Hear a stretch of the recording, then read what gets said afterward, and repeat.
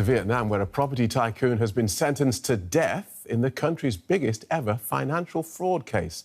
A billionaire property tycoon in Vietnam was sentenced to death on Thursday in the country's biggest ever case of financial fraud. Vietnamese billionaire Truong My Lan has been sentenced to death for fraud. Isn't it surprising that an ordinary individual has been accused and convicted of the biggest financial fraud in the country's history? And it isn't just a normal fraud, but one that went on for a decade, ultimately making billions of dollars. This is the story of the biggest fraud in Vietnam's history, committed by Truong My Lan. Truong My Lan was born on October 13, 1956 in Ho Chi Minh City, Vietnam. Her parents were already well settled when she was born, as her mother was a Chinese businesswoman selling cosmetics at the city's oldest market. As Truong grew up, she wasn't very religious, but she was a committed communist. Leveraging her connections within the communist regime, she slowly began to advance in her career. The Communist Party leadership has built its legitimacy upon economic performance, or performance more broadly. Right? And the fact that corruption has been so rampant, so widespread, directly challenges its claim to this performance-based legitimacy. In the beginning, Truong started a business selling hair accessories in her hometown. Being smart, she knew how to use her connections from this business to ultimately transition into real estate. By doing so, she laid the foundation for her future endeavors. She continued to grow her real estate business, and in 1992, during Vietnam's transition to a market-orientated economy, she established her own company, Van Thing Phat Group. This real estate firm focused on luxury residential buildings, offices, hotels, shopping centers, and financial services. Later, she positioned herself as the chair of the board of directors. Up to this point, everything Truong had done was legal and beneficial to her. However, her ambition to make her firm worth billions of dollars led her to actions she would surely regret in the end, once she was convicted.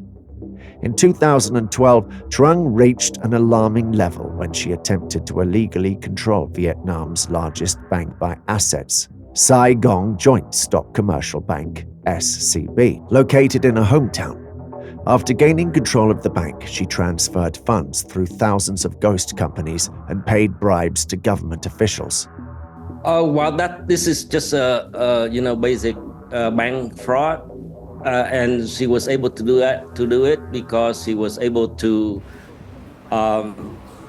bribe top officials through her political connections, and she was just embezzling money from the bank to use for a real estate investment.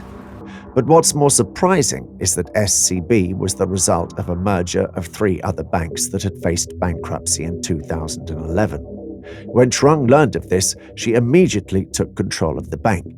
She maintained control through more than 24 middlemen, with 93% of loans going to her company and associated shell companies. The value of her alleged asset appropriation was equivalent to about 3% of Vietnam's gross domestic product, GDP, in 2022. Prosecutors said they seized more than 1,000 properties belonging to her. The case took place around 2012, so it has been going on for about 10 years. And I'm sure the officials knew about that, but they just pretended to look the other way, because her main patron used to be a very powerful man. He was the party chief of Ho Chi Minh City and a member of the powerful Politburo of the Communist Party. So he was one of the top 15 or so leaders of the country. So he was so powerful, and he was ruling Ho Chi Minh City like his own fief. And he was her main patron for a long time. This illegal activity continued for almost a decade, from 2012 to 2022, during which she siphoned approximately $12.5 billion from SCB's coffers. Her illegal control of the bank not only harmed her in the end, but also triggered a bank run, exacerbating the financial turmoil at the bank. When the bank staff knew Truong was in trouble, 3 SCB employees committed suicide on October the 6th, 9th, and 14th, triggering a bank run. If that doesn't surprise you, consider this. Due to the gravity of her actions and the political blackout of this massive crime, 2 presidents and 2 prime ministers have resigned in recent years, and hundreds of officials have been disciplined or jailed. 25 officials were found to have accepted bribes, totaling about $10 million Canadian. And it wasn't just low-level civil servants getting swept up in that scandal over repatriation flights. Who was allowed to operate them, who was allowed to board them. The deputy foreign minister was involved too, and sentenced to 16 years in jail. Truong had been under the eyes of the anti-corruption department since 2016 and was finally arrested on October the 6th, 2022, on charges of embezzlement, bribery, and violations of banking rules at the end of a trial in Ho Chi Minh City. She denied all charges, claiming she hadn't committed any corruption, let alone embezzled $12 billion. $12.5 billion sounds like an awful lot of money. Put that in perspective for us.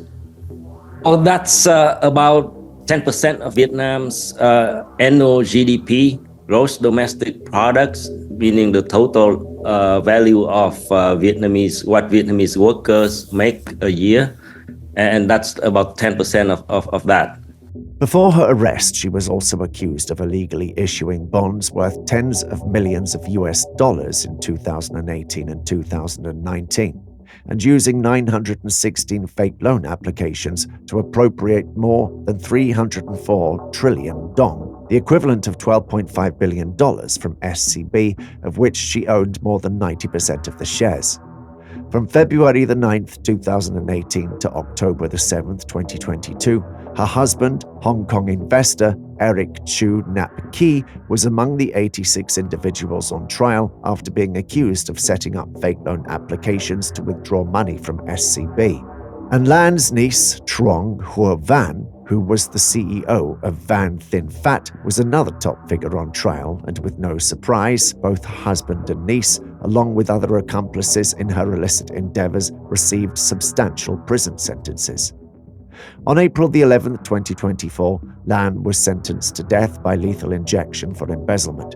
All other defendants were also found guilty and given sentences ranging from 3 years to life imprisonment. Her husband and niece were sentenced to 9 and 17 years, respectively.